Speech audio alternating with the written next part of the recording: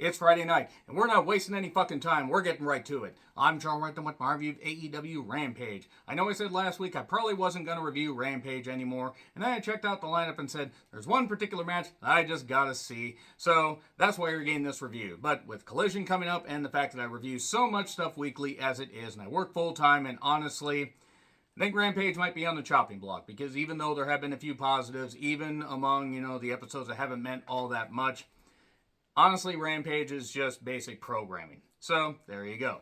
I apologize again if you are looking forward to the reviews and I decide to drop these. But still plenty of content coming up.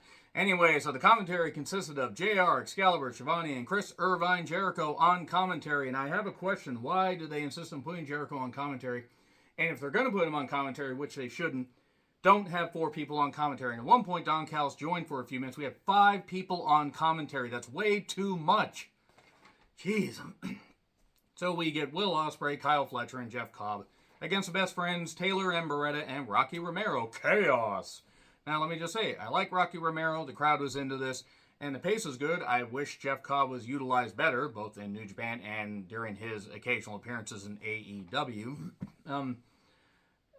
Cobb decided to stop you got to give the people what they want. Right after the hug, he tosses the best friends.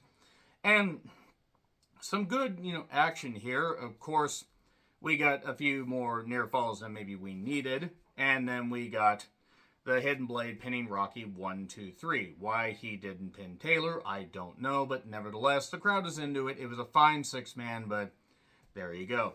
Taya Valkyrie beat Trish Adora. And the match was alright. Trish got in a little bit of offense, and then Taya Valkyrie held up her arms, hit a stomp, and got the victory. And then we get Lexi Nair with the Hardys, and Ethan Page and Isaiah Cassidy, and it's about the guns, and I have no desire to watch the Hardys in a wrestling ring in 2023.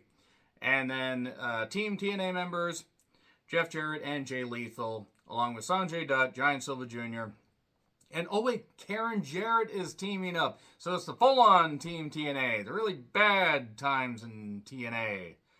They were taking on Mark Briscoe, Papa Briscoe, and Aubrey Edwards. And I love Aubrey. Met her multiple times at indie shows a number of years ago. Great referee.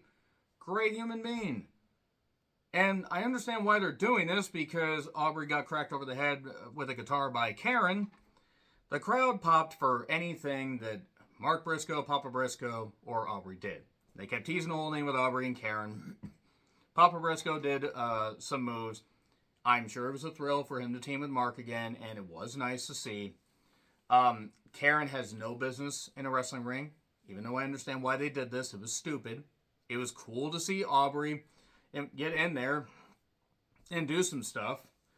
They kept teasing the guitar shot, and then we got a distraction. Lethal got hit with the guitar, and then Aubrey tapped out Karen with the figure 4. Now, that was the match that intrigued me. It was cool to see because I wanted to see Aubrey in the ring, because Aubrey is athletic and she's talented.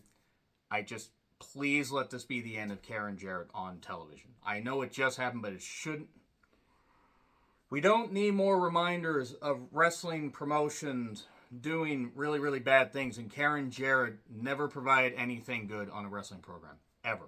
At all. So, Lexi's then with Taya. Taya Valkyrie's going full-on heel.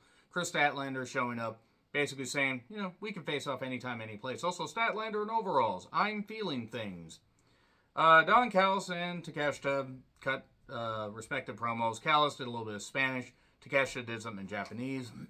The Collision commentary will be Nigel McGuinness and Kevin Kelly, at least for the debut episode, and Jim Ross is going to be joining for the main event. Okay. I would have thought maybe Ian Riccaboni and Caprice Coleman, but Nigel and Kevin Kelly? I don't think Kevin Kelly's going to be the full-time commentator because the G1's coming up soon, but you know what? That's a great debut commentary team. Bandito took on Takeshita. Callis joined commentary for a little bit, and look, Takeshita can make this heel run work, despite the fact that Don Callis is a piece of shit. Bandito is athletic. Takeshita's athletic. There was a nice frog splash spot for 2. This wasn't a bad match. It was just a typical match.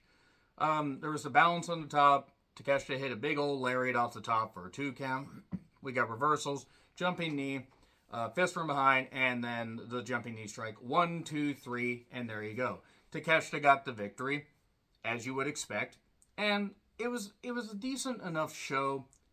This may be it for Rampage, because I don't anticipate they're going to be able to put all their much effort into Rampage with Dynamite being live, Collision mostly being live. They can only stretch things so far. Anyway, let me know your thoughts in the comments. Like, share, subscribe, Twitter handle in the description. I'm John Ritlin. I'll see you soon.